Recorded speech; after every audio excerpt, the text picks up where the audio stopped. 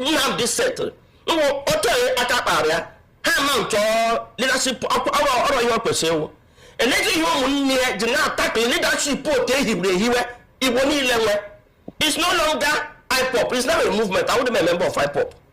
But now I'm on a because it's not auto sign on your blood. I did before I get Ali, when we said to your blood, none. In fact, I have people IPOP, when they can, and daughter and the media, and then they see transmitted to lose their dog to IPOP again. So it's now a movement. So here nature will not actual get him more. I look at us and I kept a right now. Where is safe?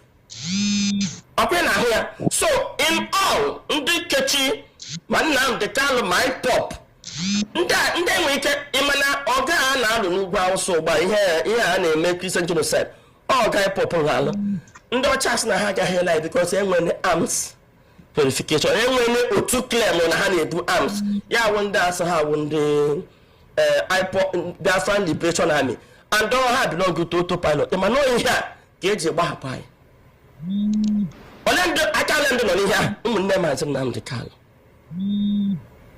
So all of them be working elite. How soon is there? How to Nnamdi Kanu? You will like that guy. I am Baliala. So focus is here on IPOP and DOS. And when leadership not on the man.